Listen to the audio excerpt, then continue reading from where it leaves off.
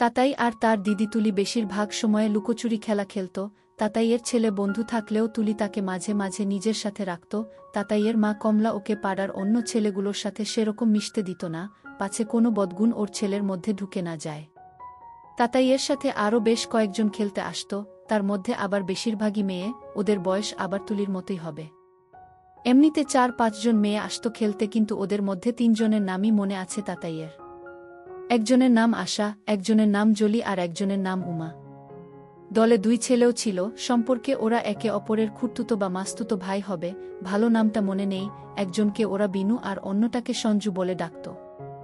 অন্য সাধারণ দিনগুলোর মতনই ওরা সেদিন চোর পুলিশ খেলছিল, বেচারি আশাকে সেদিন চোর করা হয়েছিল।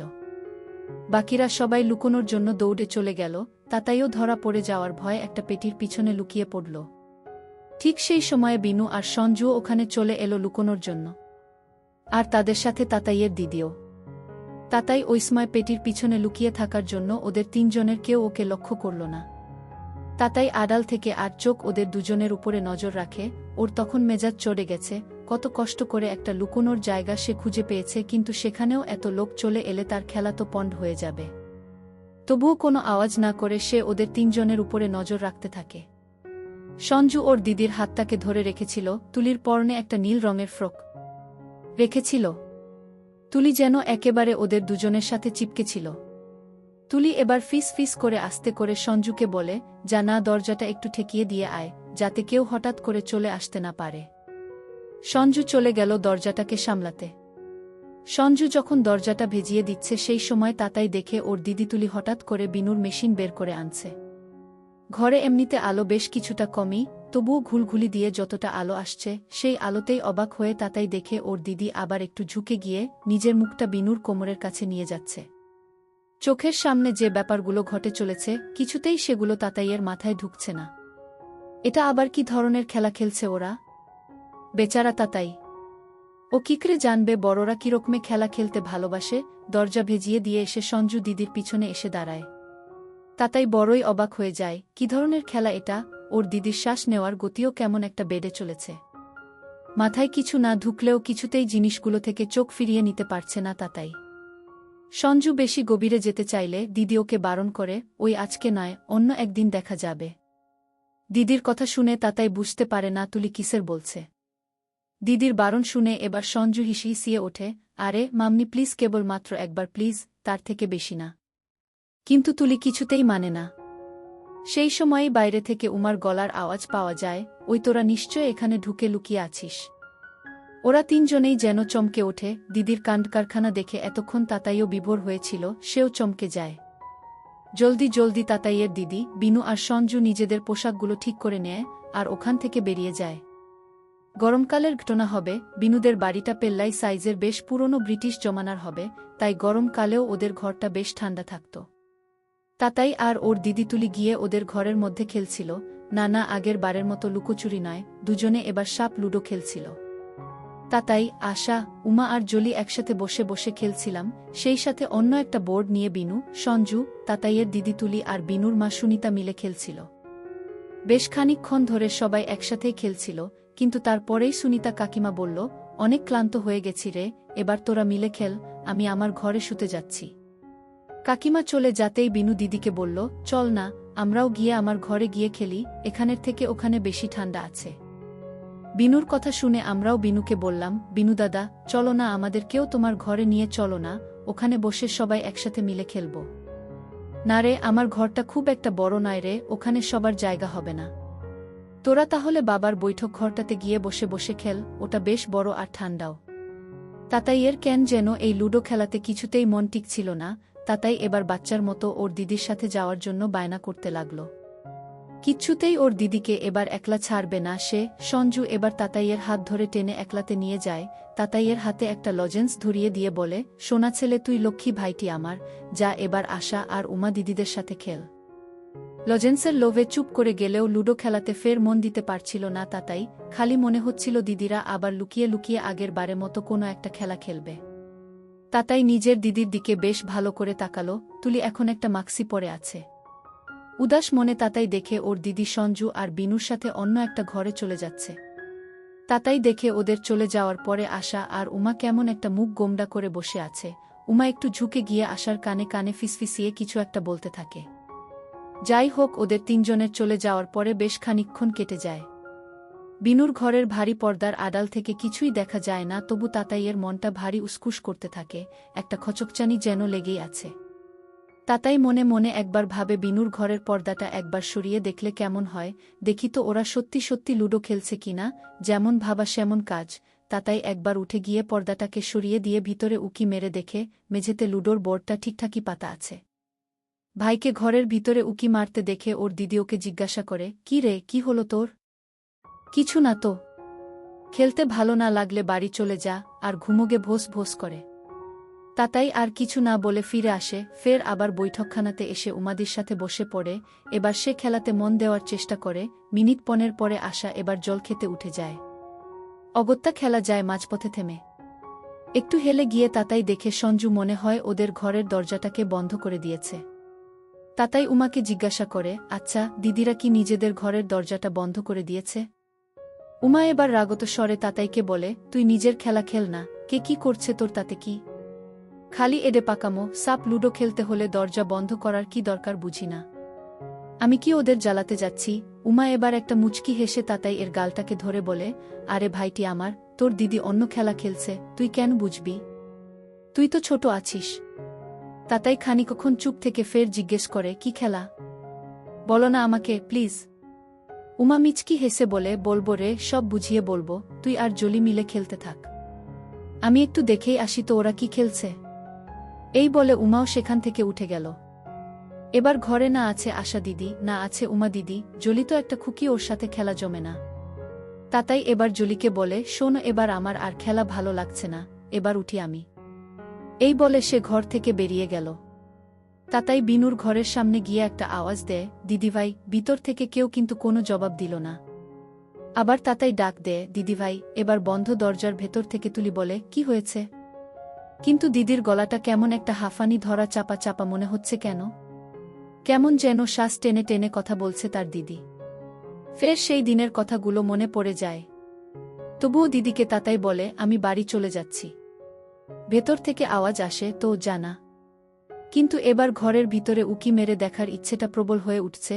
তাতাই চারপাশে নজর দিয়ে দেখতে থাকে ভিতরে কি করে উকি মারা যায়। ঘরের জানলাগুলোও বন্ধ করে রাখা। তাতাই এবার নিরাশ হয়ে পড়ে। তাতাই জানলার নিকটে গিয়ে কান রাখে। খুব আস্তে হলেও ভিতরের থেকে ওর দিদির ফোপানোর আওয়াজ শোনা যায়। তাতাই এর বুকের ভেতরটা ধকধক করে ওঠে, কিছুতেই পেরে ওঠে না। জানলার পাল্লাতে আস্তে করে চাপ দেয়। এই তো জানালাটা কেবল মাত্র ভেজানো আছে, ভিতর থেকে লাগাতে ভুলে গেছে ওরা। খুব সন্তর্পণে ধীরে ধীরে জানলাতে চাপ দেয়, অল্প একটু ফাঁকা করে, যাতে শুধু ভিতরে উকিটুকু মারা যায়। জানালার ফাঁকে চোখ রেখে ভেতরের দৃশ্য দেখে তাতাই থ বনে যায়। বেচারা তাতাই এতটাই সিধেসাধা ছিল, ওর মাথায় ব্যাপারগুলো কিছুতেই ঢুকছিল না, যে ভিতরে হচ্ছেটা কি। সাপলুডো খেলার দিনের কয়েকদিন পরের ঘটনা। তাতাইরা যে জায়গাতে থাকত সেখানের বাসগুলোতে খুব ভিড় হতো। তাতাই আর তাতাইয়ের দিদি তুলি কোনো একটা কাজের জন্য বাসে করে একটা জায়গায় যাচ্ছে। কি কাজ মন নেই, তবে জায়গাটা খুব একটা দূরে না, মোটামুটি 1 ঘন্টা লাগে যেতে। তাতাইয়ের বাবা ওদেরকে বাস স্টপে ছেড়ে দিয়ে আসে, বাকি রাস্তাটা ওদেরকে একলাই যেতে হবে। ঘটনাটা ঘটে ফেরার সময়। ওখানের কাজ সেরে ফিরতে ফিরতে অনেক দেরি হয়ে গেছিল। আলো ফুরিয়ে বিকেল গড়িয়ে সন্ধে নামবে এরকম সময়। আগেই উল্লেখ করা হয়েছে ওদিকের বাসে বেশ ভিড় হয়। অনেক কষ্টে তাতাই আর ওর দিদি বাসে ওঠে, কিন্তু সিটে বসার কোনো জায়গা তারা পায় না। একজন দয়ালু লোক নিজের থেকে তাতাইকে নিজের কোলে বসিয়ে নেয়। কিন্তু তাতাইয়ের দিদি দাঁড়িয়ে আছে, সে বেচারি বসার কোনো জায়গা পাচ্ছে না। একে তো ভীষণ গরম, তার উপরে এত ভিড়। তাতাইয়ের মনে হচ্ছিল যত তাড়াতাড়ি বাড়ি পৌঁছতে পারি ততই বাঁচোয়া। তাতাই যেখানে বসেছিল তার সামনের সিটের পাশে ওর দিদি দাঁড়িয়েছিল। এতক্ষণ তাতাইয়ের নজর ওর দিদির দিকে ছিল না, কিন্তু হঠাৎই সে দেখে একটা বয়স্ক লোক দিদির পাশে দাঁড়িয়ে আছে। লোকটার পরনে ধুতি পাঞ্জাবি। লোকটার হাবভাব দেখে মনে হচ্ছে এদিকে কোনো গ্রামের বাসিন্দা হবে হয়তো। লোকটাকে দেখে তাতাইয়ের খুব একটা ভালো লাগল না। আপাত দৃষ্টিতে ভদ্রভাবে দাঁড়িয়ে থাকলেও তার কেবলই মনে হচ্ছিল লোকটা ওর দিদির সাথে খুব বেশিই সেটে আছে। কিন্তু বাসে যা ভিড়, লোকটাকে মুখ ফুটে কিছু বলাও যাচ্ছে না। তাতাই এর মনে খচকচানি এত সহজে যাওয়ার কথা নয়, সে তখন থেকে এক নজরে লোকটার নড়নচড়ন দেখে যাচ্ছে, আর মনে মনে সদ্য সদ্য শেখা গালাগালিগুলো মনের সুখে প্রযোগ করে যাচ্ছে লোকটার উপরে। কিছুক্ষণ পরে ওর মনে হলো লোকটা নিজের হাতটাকে দিদির দিকে নিয়ে যাচ্ছে, নিজের চোখটাকে ভালো করে কচলে নিয়ে আবার দেখল কই ভুল দেখছে না তো সে। এর মধ্যেই আরেকটা বাস স্টপ চলে এলো, বাসে আরও পাবলিক ঢুকে পড়েছে, ভিড়ও গেল বেড়ে। তাতাইয়ের দিদি পেছোতে পেছোতে এবার তাতাইয়ের সিটের পাশে এসে দাঁড়িয়েছে। তাতাই অবাক চোখে দেখল ওই ধুতি পরা লোকটার হাত এবার সত্যি সত্যি দিদির উপর। মহাখচ্চর টাইপের লোকটা তো ভিড় বাসের সুযোগ নিচ্ছে। এরপর বাসটা আবার চলতে শুরু করল, ততক্ষণে লোকটা ফের বাড়াবাড়ি করতে শুরু করেছে। লোকটার এমন কাজ দেখে তাতাই হতবাক। এর মধ্যে সন্ধে অনেকটাই নেমে এসেছে, আধার অনেকটাই বেড়ে গেছে। বাসের ভেতরের লাইটও জ্বালানো হয়নি। ওই নোচ্ছার লোকটা আরও বেশি করে যেন মজা লুটতে থাকে, অন্ধকারে ভালো করে ঠাহরও করা যাচ্ছে। কিন্তু তুলির তাতে কোনো হেলদোল নেই। তাতাই দেখল ওর দিদির চোখ কেমন একটা আধবোজা হয়ে এসেছে। তাতাই দেখল আগের দিনের মতো ওর দিদি ঝাঁকুনি দিতে শুরু করেছে, এবার বেশ খানিকটা জোরে জোরেই। তাতাই ভেবে উঠতে পারছিল না এই রকম দিদি করছে কেন। তবুও ও মন দিয়ে বুড়োটার কাণ্ড কারখানা দেখতে থাকে। একটু পর সময়ে তাতাইদের স্টপেজ চলে এলো, দিদির হাত ধরে টান মেরে তাতাই বলল, চল দিদি, নামতে হবে, আমাদের বাড়ি চলে এলো। তাতাইয়ের দিদি যেন কোনো একটা ঘুমের রাজ্য থেকে জেগে উঠল, চোখে মুখে কেমন একটা ক্লান্তির ছায়া, আধবোজা চোখ মেলে চেয়ে বলল, হ্যাঁ চল, নামতে হবে। এই বলে বাস থেকে নামবার সময় দিদি পেছন ফিরে ওই বুড়ো লোকটার দিকে একবার তাকালো। তাতাই দেখে লোকটা তখনও ওর দিদির দিকে তাকিয়ে আছে। বাসের ভিতরের কাণ্ড কারখানা দেখে তাতাইয়ের যে একটু বেগ পেয়ে গেছে, সে ছুটল ঝোপের দিকে।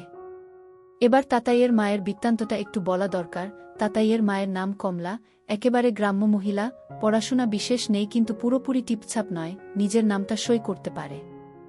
বনগা লাইনের একটা ছোট গ্রামে থেকে মানুষ। তাতাইয়ের স্মৃতিশক্তি দুর্বল, তাই ওর মায়ের নিখুঁত চেহারা বর্ণনা দেওয়াটা আমার পক্ষে একটু মুশকিল হবে। যখনকার কথা বলা হচ্ছে সেই সময় ওর মায়ের কত বয়স ছিল সে সম্পর্কেও আমার ধারণাটা একটু কমই বলা চলে। আপনারা তো সবাই জানেনই গ্রামের ওদিকে তলার পোশাক নিয়ে লোকে খুব একটা ভাবে না, তাতাইয়ের মাও সেরকম তলার পোশাক পরত না।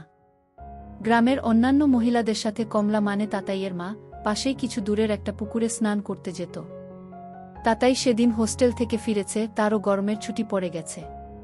তাতাইয়ের সেদিনকার কথা বেশ স্পষ্ট মনে আছে। দুপুরবেলার সময় ওর মা ওকে এসে বলল, চল আজকে তোকে পুকুরে নিয়ে যাই স্নান করাতে। না, তোমার সাথে আমি স্নান করতে যাব না। আরে চল না, হোস্টেলে তো ভালো করে স্নানই করিস না, আজকে তোর পিঠে ভালো করে সাবান মাখিয়ে দেব। তাতাই এর কোনো বারণ না শুনে কমলা ওকে নিয়ে স্নানঘাটের দিকে রওনা দিল। ঘাটের উপরের একটা সিঁড়িতে বসেই তাতাই দেখল মা ওর সামনেই আস্তে আস্তে সব নামিয়ে ফেলেছে। সেই অবস্থায় কমলাও কাপড় কাচতে শুরু করল। তাতাইকে কিছু করতে না দেখে কমলা ওকে বলল, নে তুই নিজে নিজে স্নান করতে শুরু কর, আমার কাঁচা হয়ে গেলে আমি তোকে আমার হাতে করে সাবান মাখিয়ে দেব। তাতাই তখন ঘাটেই গায়ে জল দিতে শুরু করল, এদিক ওদিকে তাকাতে তাকাতে কয়েকটা হাঁসের দিকে নজর দিচ্ছে। তারপর তাতাই ওর মায়ের দিকে চোখ ফেরাল, কমলা তখনও কাপড় কাচছে। মায়ের পিছন দিকে নজর দিয়ে দেখল তাতাই। তাতাই এর মন হল, আরে এটা ওর বোনের চেয়ে বেশ বড়। সাপ লুডু সম্পর্কে সেরকম কোনো ধারণাই নেই তাতাই এর। তবুও কেন না যেন মায়ের দিকেই নজর চলে যাচ্ছিল তাতাইয়ের। পেছন দেখতে তাতাই পুরো মশগুল। তখন কমলা পেছন ফিরে ওকে বলল, নে এবার জলে নাম, তোকে স্নান করতে হবে না কি? তাতাই জলে নেমে গেলেও তখনও ওর ইচ্ছে করছিল দুচোখ ভরে দেখতে। তবুও তাতাই এর মন হল, যদি সে তাড়াতাড়ি স্নান সেরে নেই তাহলে হয়তো সে আরও দেখার সুযোগ পাবে। এই ভেবে সে যখন জল থেকে বেরিয়ে আসছে, ও দেখল ওর মা নিজের গায়ে সাবান দিচ্ছে। কমলা ওর দিকে তাকজে বলল, বাবু এদিকে আয় তো, আমার পিঠে একটু সাবান লাগিয়ে দিবি। তাতাই মায়ের কাছে গিয়ে দেখে মায়ের চোখে সাবান লেগে আছে, তার জন্য বেচারি কিছু দেখতে পাচ্ছে না। তাতাই গিয়ে মার পিঠে সাবান লাগাতে যাবে, এরকম সময়ে ওর হাত থেকে গেল সাবানটা পিছলে, আর পট করে সেটা জলে পড়ে গেল। মা ওকে জিজ্ঞেস করল, কিরে করলিটা কি? কই আমার পিঠে সাবান দিলি না, সাবানটা কোথায় করলি? তাতাই গেল ভয় পেয়ে, মাকে বলল, মা ওটা হাত থেকে পিছলে জলে পড়ে গেছে, দাঁড়াও আমি খুঁজে দিচ্ছি। তুই না কোনো কম্মের না, ছাড় ওটা আর খুঁজে পাবি না। তাতাই তবুও জলে হাত ডুবিয়ে সাবানটা খুঁজতে লাগল, আর পেয়েও গেল। আর মাথা উঠিয়ে যেই উপরের দিকে তাকিয়ে মাকে দেখে হতবম্ব হয়ে গেল। তখনই ওর মা ওকে জিজ্ঞেস করল, কি রে খুঁজে পেলি ওটা? হা পেলাম। তাতাইকে এবার অন্য দিকে তাকাতে হলো, ইচ্ছে তো করছিল আরও দেখতে কিন্তু উপায় নেই। দেখতে দিদির থেকেও সুন্দর, যদিও দিদিরটা এত কাছ থেকে সে দেখেনি। যাই হোক, হাতে সাবানটা নিয়ে মায়ের পিঠে মাখাতে যাবে, ওর মা বলল, থাক, তোকে আর মাখাতে হবে না। এই বলে মা এবার জলে ঝাঁপ দিল, আর তখনই একটা কাণ্ড ঘটল যেটার জন্য তাতাই যেন যুগ যুগ ধরে অপেক্ষা করেছিল। ঝাঁপ দেওয়ার সময় তাতাই দেখে ফেলল ডাবগুলো। তাতাইয়ের খুব ইচ্ছে হয় হাতে ধরে খেতে। তাতাইয়ের চোখের সামনে থেকে সুন্দর দৃশ্যটা যেন কেউ সরিয়ে নিল। তাতাই বুঝতে পারছে না, যেন কেমন একটা বেগ আসছে। সে দেখে জলের তলা থেকে ওর মা আবার মাথা তুলছে। ডুব থেকে কমলা উঠলে তাতাই দেখে এখনও দেখা যাচ্ছে। ছেলের সামনে কিন্তু কোনো আক্ষেপ নেই। তাতাই যে কোনোমতেই আর যেন থাকতে পারছে না। ওকে যেন একটু স্বস্তি দিয়ে ওর মা কমলা জলের তলায় চলে গেল। এরপর বেশ কয়েকটা ডুবি মারার পর ছেলেকে বলল, চল, গামছা সাবানটা হাতে নে, বাড়ি যেতে হবে। রাত হয়ে গেছে, খাবার সময়ও হয়ে এসেছে। তাতাইয়ের মা ওকে খাবার দেওয়ার জন্য রান্নাঘরে ডাকল, বাবু, চলে আয়, খেতে দিয়ে দিচ্ছি, আসবার সময় তোর দিদিকেও ডেকে নিয়ে আয়। মা ওকে আর তুলিকে ডেকে খেতে দিয়ে দেয়। খাওয়া হয়ে যাওয়ার পর দিদি ওর ঘরে গিয়ে শুয়ে পড়ে। তাতাইও উঠে মুখ ধুচ্ছে। এই সময় কমলার আওয়াজ এলো, বাবু, তুইও নিজের ঘরে যা আর নিজের পড়াশোনা কর। তুমি খেয়ে নেবে না? না না, আমি ঘরের কাজগুলো সেরে একটু বাচ্চাঘর যাব। তুই ঘরে গিয়ে পড়তে বস। কমলা নিজের কাজে ব্যস্ত হয়ে গেল, আর তাতাই নিজের ঘরে বসে পড়তে শুরু করল। ওর খাট থেকে এমনিতে রান্নাঘরের দরজাটা পুরোটা দেখা যায়, কিন্তু পড়াতে কিছুতেই মন বসছে না। সকালে চান করতে গিয়ে মায়ের সম্পদ দেখার দৃশ্যটা বারবার ওর চোখের সামনে ভেসে আসে।